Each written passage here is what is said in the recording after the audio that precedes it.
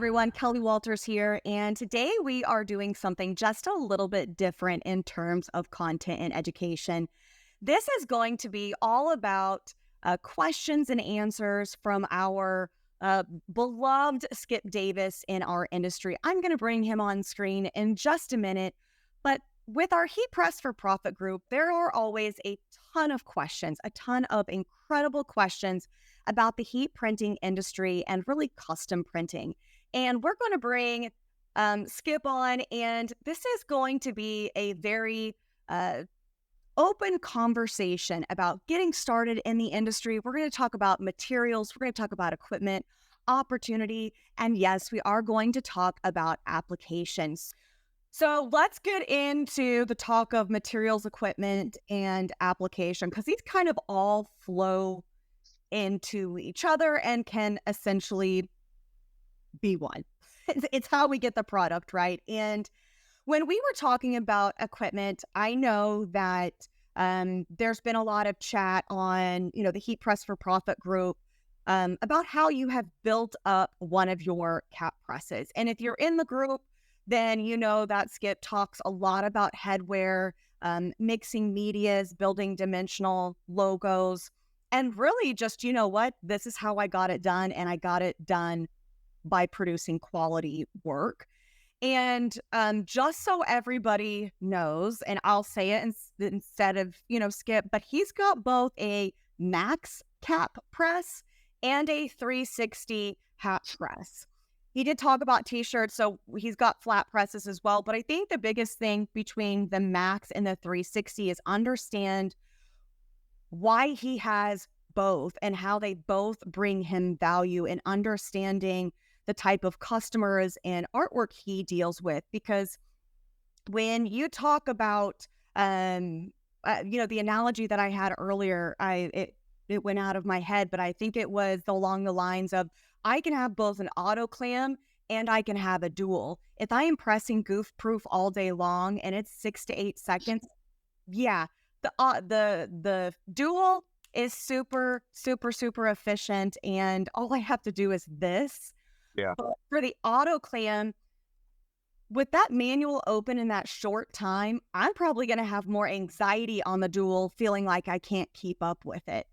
Where the dual is going to be fantastic is if my application is 20 seconds and I have that time to build and prep for that second press. So it's really understanding how equipment can be extremely beneficial to you. And the best of the best isn't always the best for you, but just know that's not me saying, oh, you don't need the best of the best. If it's working for you and you're efficient and you are growing, fantastic. That is what matters. And then the next part to this is, if it's time to upgrade, then it's time to upgrade. It's just make sure that you do it, at your own pace. So Skip, when it comes to the Max and it comes to the 360, why are you using one over the other? So the Max, I don't even think Stahls offers the Max anymore. That's like an older. What's that? Yeah. I'm like, I'll have to check, but I do know that the auto cap is still available. It's pretty much the same thing. As the auto. The auto opens by itself, I guess. Yep. Okay. The Max doesn't. The Max is fully manual. So I've been pressing hats for over 10 years. And I know the last 3 or 4 years, the cap pressing and cap decorating has really blown up. And in my eyes, it's because hats have become your go-to promo item to give away. The t-shirts were forever ago and were forever. So I've had the Max Press for many, many years, and the building up of the lower platen is strictly to alleviate the issues with pressing hats. Creases, running. I'll grab a hat just so we can show people. Yeah. And I can see your 360 in the back. Yep. It's sitting back there. Back right there. Yep. It is there. So a lot of up and down creases on the side of the seam. a lot of lines or press marks along. My camera's backwards, and I don't know which way my fingers are going. The lines across the top, the line across the bottom, or the crease marks that run vertically on either side of the seam. That's the ones running vertically on the side of the seam on a 6-panel hat. That's from having too much space between the lower platen and the inside of the hat. So you get space here.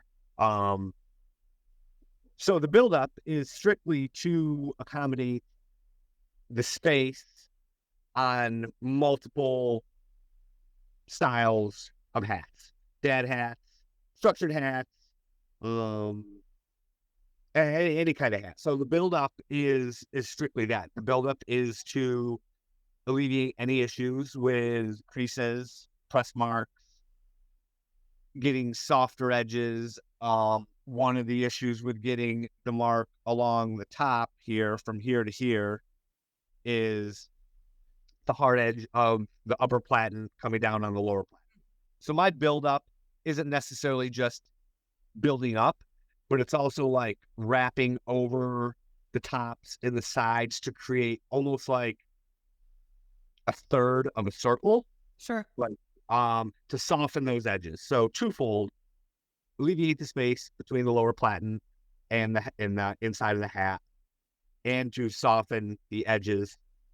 Twofold: get rid of that space. So any kind of hat you're using fits good, and to soften all those edges so you don't get softening the edges is more for along the top. The marks you get down here is just positioning of the hat on the hat press, because your upper platen comes down and scrapes the bill. That's not rocket science. That's just pulling your hat a little bit closer to you. And or pressure issue if you're getting an indent. The marks down here and the marks on top, twofold: softening the edges, too much pressure. Yeah. So my max press is my workhorse. Always has been, probably always will be. I use that religiously. Out of 100% of the hats that I push, 75 to 80% of them are done on the max press. Reasoning: I'm a creature of habit, and I have my muscle memory is very in tune with my max press. And now I have like the first gen 360 IQ. I got my 360 IQ in 2014. So I'm 10 years into the 360 IQ, which seems crazy that it's been around that long. I think I'm right when I look at my tag on it and it says it was manufactured in 2014. Are you sure it's not 2020 or 2021?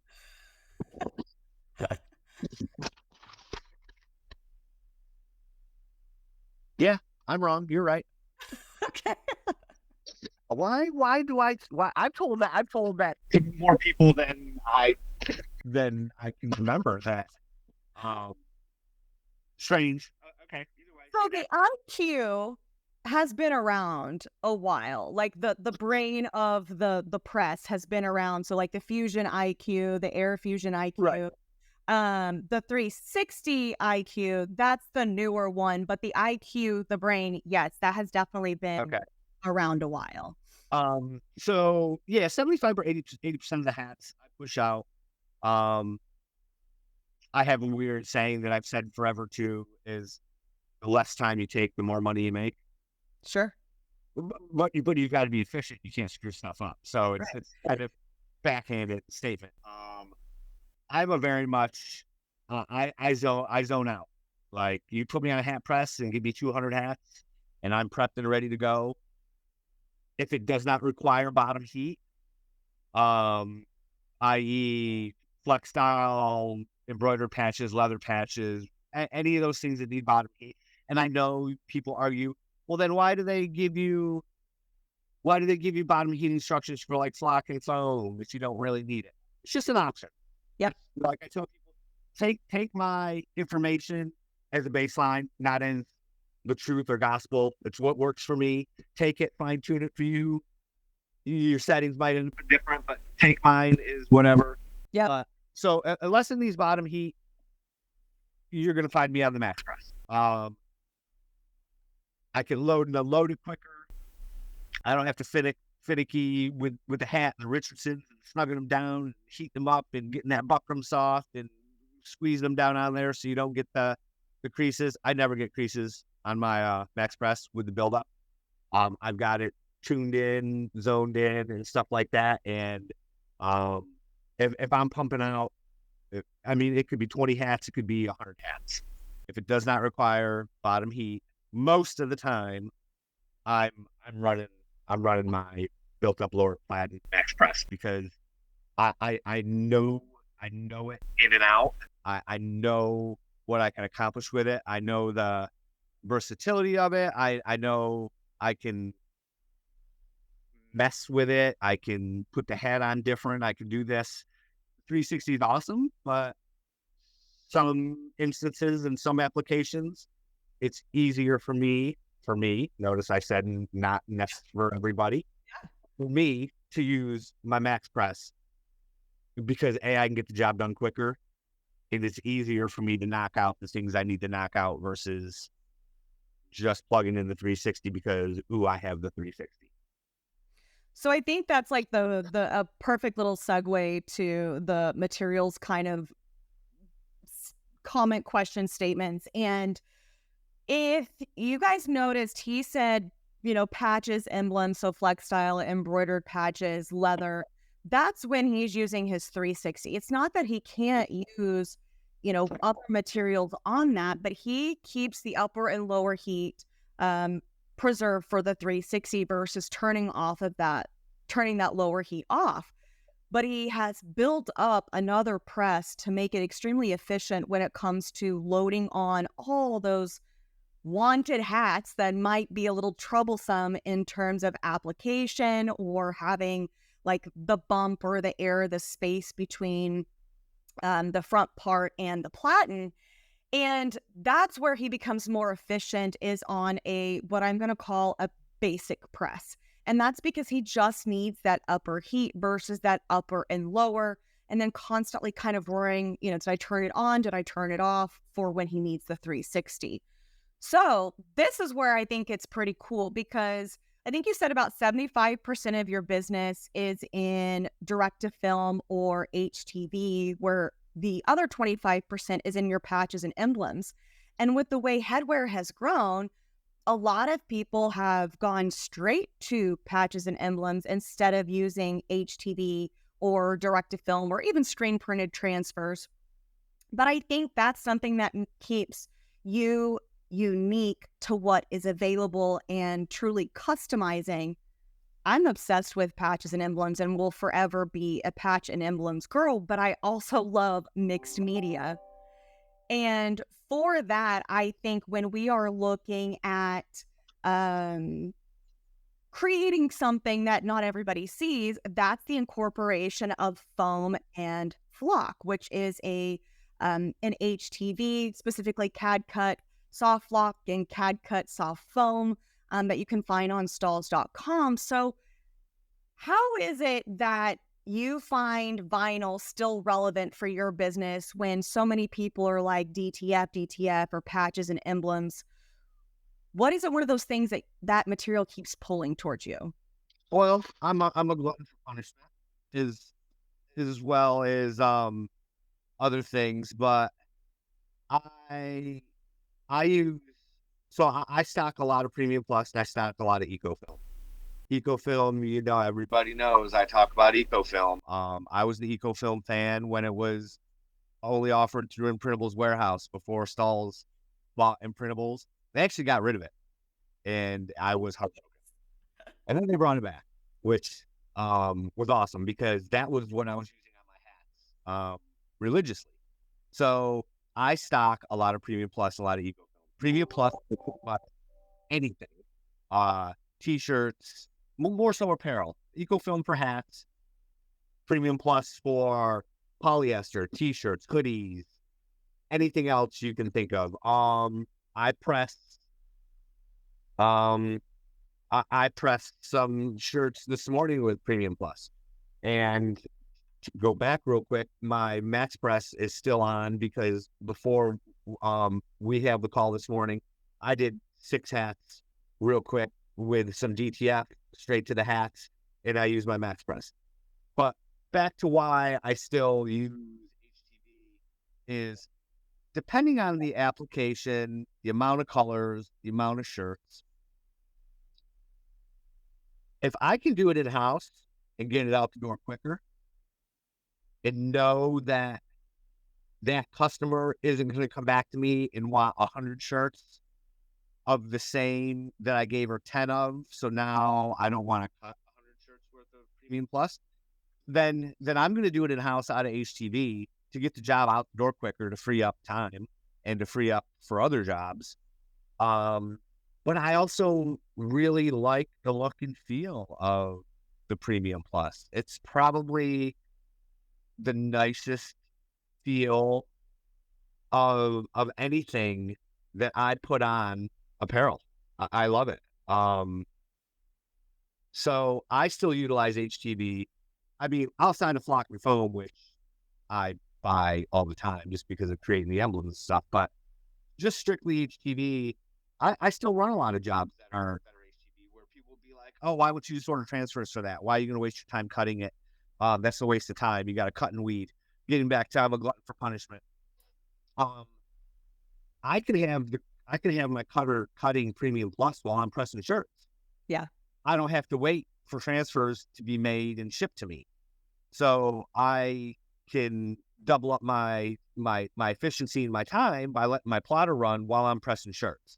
A lot of times if I know I can't cut during the day because I'm pressing and I don't want to focus on 2 things at once, I might come back downstairs after my kid gets to bed and spend 2 hours doing nothing but cutting Mm.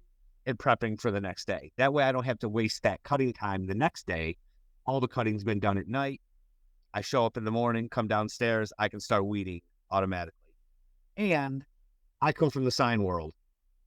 I know how much vinyl I've weeded in my lifetime. Like, HTV vinyl, but sign vinyl, Yeah. regular vinyl. And I don't mind it.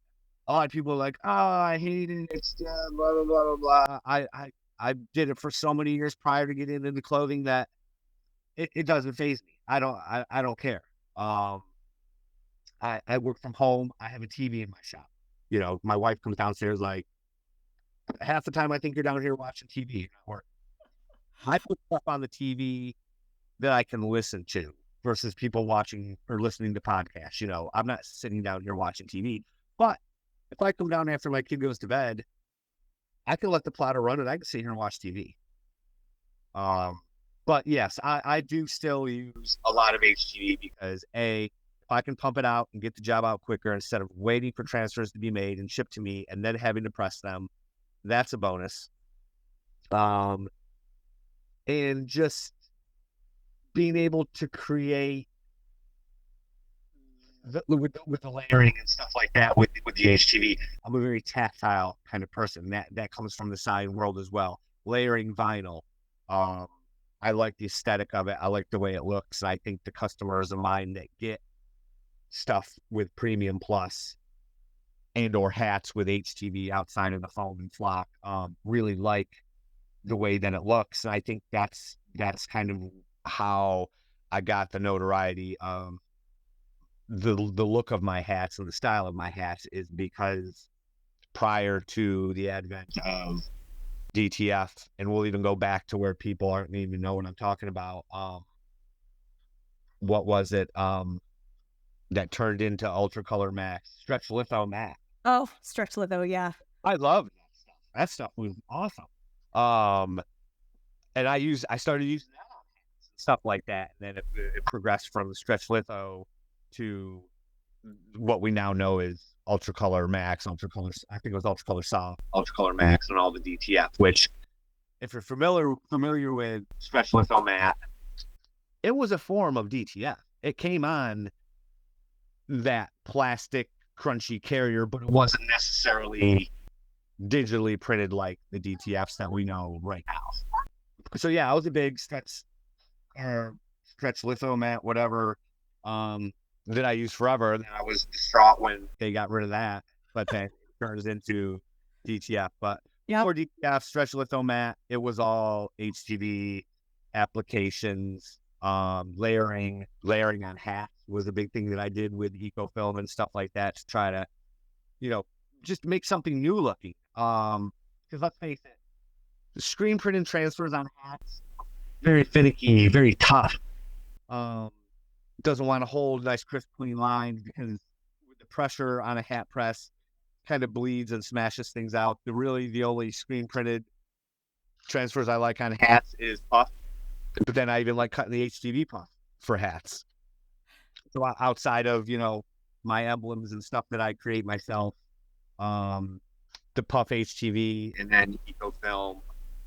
I think if you're not utilizing HTV to some degree and you're just ordering transfers, you're missing.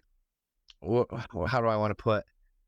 Sometimes you can, out of like the 2 shirts that I did this morning, the 2 shirts were from a guy. It's the same 2 shirts every time he gets 2 shirts. It's the logo of his son's baseball team, but he color coordinates with the sneakers that he wears. So he'll bring me 2 shirts because he bought new sneakers and he wants the logo to match the color of the sneakers. You can charge awesome for just 2 one-off shirts with Yeah. Premium Plus. You know what I mean? Even though he brings me 2 at a time and he does it once a month, and he brings me the shirts. So I mean, I charge upwards of $25 a shirt, and he's bringing me the shirt, and it's 2 colors. But yeah, I think if you're not utilizing HTV to some degree, you're missing opportunities to do things quickly, get them out the door, free up time and space, and you're in learning.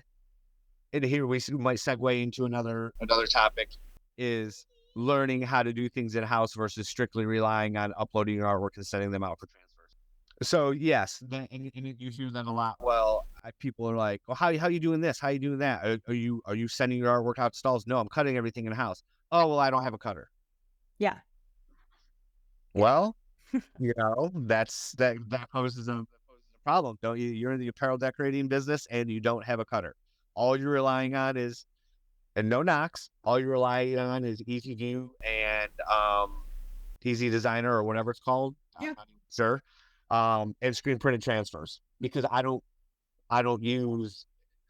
use screen printed transfers obviously, but I don't use the built-in design software because I'm doing all that in the house as well. Well, I think the next biggest thing is really kind of going into equipment. We've talked a little bit about your Max hat press. We've talked about the 360, and next is really kind of understanding why a cutter still makes sense. And like you just said, it gives you the ability to keep it in house without having to worry about is it running today? Is it not running today? It didn't run for multiple hours, so now I need to turn it on and make it run for multiple hours so I don't have constant heads.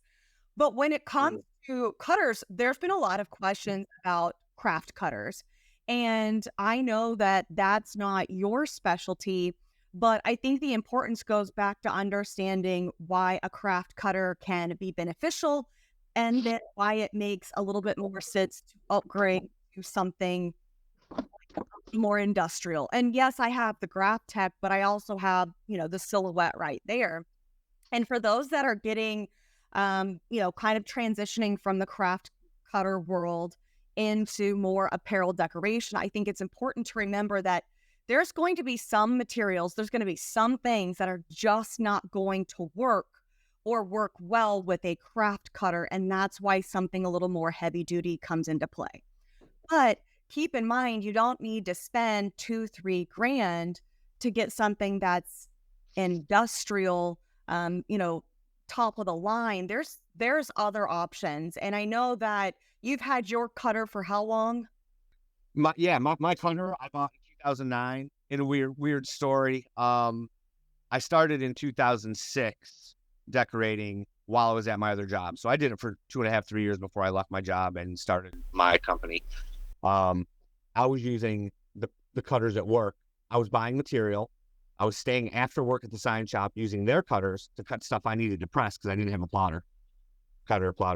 and then taking stuff home, weeding it, and pressing it. 2009, the Steelers were in the Super Bowl. I hit the final numbers on the Super Bowl, won a boatload of money, went and bought my plotter and my software. That was how I financed my plotter and my software. And I bought it as a package deal from a place in Texas called Sign Warehouse. It's a cheap cutter. It's called Vinyl. It's a Lynx from Vinyl Express. And yes, I've replaced pinch rollers and stuff like that. So it's been a workhorse. It's, outside of the normal replacing the blades and replacing the cutting strip, I've replaced some pinch rollers, and I've had to replace the on-off switch because, trust me, it's been switched on and off Mini tag. a whole lot, to the point where I had to pull the cover off and search high and low for an on-off switch. But no, you don't have to spend money on a Roland or whatever. And I think having a cutter in house, it's just beneficial to where you don't have to rely, because I know Stahls offers the service even with the flock and the foam and Premium Plus. You can upload your artwork. They'll cut it for you. They'll weed it for you. They'll send it to you just like transfers or patches or anything else. But you got the waiting period. You got the upload time. What if you run into artwork issues, this and that, the other? Then you have to wait to get them in. You have a plotter. Your plotter can be cutting Premium Plus while you're pressing shirts for a different job. That goes back to your materials.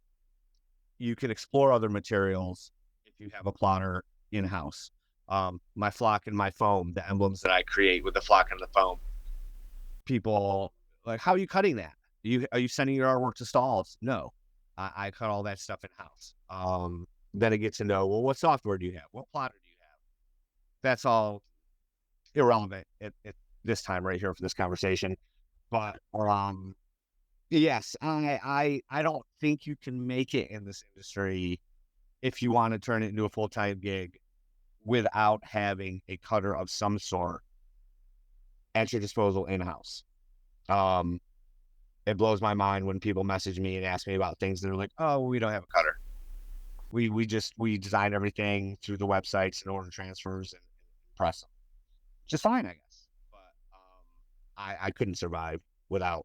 I mean, I do a lot with my plotter outside of the apparel world too. I do a lot of sign work, a lot of fleet vehicle work with sign vinyl and stuff like that. So I mean, I'm double duty with my cutter. I think that's the other thing that you mentioned was being able to play or try different materials, right? So foam and flock have been huge for you in terms of layering, creating dimension, really kind of just creating, depth that you can get simply because of the texture or the height of that type of material. How do you decide really kind of what materials you're going to layer, but then also if you're going to use flock over foam? I've been on a foam kick lately. I really like the athletic feel and durability of the foam. Let's face it, flock is like a felt-based material. That's how I explain it to people. Yep. And because it has a nap and it is more material felt-based, especially using white, it dirties easy. It doesn't clean very well. The foam has a nice, tough, rugged, athletic, soft, squishy feel to it. So I've been on a foam kick lately, with utilizing foam on my emblems. But if it's going to be a hat that is, how do I want to say it, more pretty looking or fashion forward, I'll go with flock because you have the soft feel of the flock. Flock's a little thinner than the foam. Foam shrinks with repeated heatings when you get into layering. Flock, not so much. So you have all these different aesthetics of the flock versus the foam that come into play based on your design, your shape, your size, to really evaluate what you're doing and what kind of look you want to accomplish. So it really depends. Like in my brain, sometimes I'll look at a design and I'll be like, oh, I'm going to use foam. Why? I don't know. Um, I just like I like foam, and I think it'll look good with the logo and the colors. But let's face it, some colors may not be available in flock slash foam that you sure. can use for a logo. So you're kind of at the discrepancy of what materials are available in that color. I've been pushing Stahls and people that I can get my hands on at Stahls to give us some neon colors in flock and foam, which we lack. Um, that would be awesome Yes. to get some neon colors and some flock and foam. And also, Stahls has a printable soft foam. Mhm. It's only available in white, and it comes on the carrier the opposite way, so you can print on it. Now, when we create the emblems out of flock and foam, we cut them in reverse, but the side that you want to layer on is down on the carrier. So you need to peel that flock and foam off from the carrier to be able to layer your DTF or whatever you want to put on the flock or foam, specifically the foam, because we're talking about the printable version. So I've been trying to rally Stahls to offer the colors of soft foam on the carrier the opposite way, like the printable is. Sure. That way, there's no peeling of it to create the emblems. It just saves the step. Sure. Um, and you don't have to cut it in reverse. You cut it the right way. You weed out the excess, and you have it on a carrier.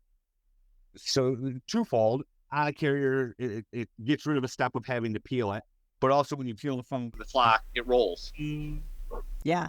It rolls up on itself because it's on a sheet and whatever. So if we can get the flock or foam specifically on the carrier the way that the printable version is, we eliminate that issue too.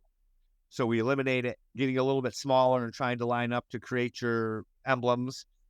And we also eliminate the step of having to peel it. But getting back to what you choose, flock or foam, I really just make that decision based on what kind of application it's going to be used for. If it's for my fishing guys, I use the foam. If it's more of a fashion forward hat to where it's not going to get beat up and they're not outside using it, it's not going to get dirty. I might go with the flock along with the color options that we have at our disposal. Especially since there's more color options in flock versus foam. Well, I think that I know there's always a lot of questions in regards to layering and flock and foam in the Press for Profit group, but I think the way you broke it down will hopefully help a variety of people just understanding the layering process or why one over the other. It's not necessarily because you have a preference with one. It really comes down to the characteristic of the material and what color is available, which sometimes it is something that's just so simple. There's not a whole math equation to it. Yeah. Now, for our time today, the last thing that I want to wrap up is if you guys have any more questions for Skip, you can pop them down below in the questions, or excuse me, in the comments section, and we will definitely get them answered. Or you can come over to the Heat Press for Profit group, join in if you are not on that Facebook group. And of course, Skip is always very, very active in there as well. Skip, one last thing that you have any tips or tricks when it comes to uh, prepping, layering, application materials, equipment? Um, like I said before, I'm a creature of habit, and I like to prep to the fullest. I believe in getting everything ready to go. That way you can focus on your application instead of, okay, I got 24 hats. I'm going to do 12, and then I'm going to come back and do another 12. Yes, I may split doing the hats in smaller things, but I've got all my stuff cut, all my stuff ready. That way, when the time comes to get at it, I'm not stopping in the middle of a run of hats to cut more logos to weed them out. I know some people need to break up that monotony and they like to do that. Not me. I like to prep. I'm very organized. I'm very OCD. I get, my flock lined up and my whatever I'm layering, or just if it's just DTF going straight to hats, get them all cut, get them all lined up and stuff like that. That way, when it's time to go and it's go time, we get at it. And that goes back to my saying, the less time we take, the more money we make. I think you save time and you eliminate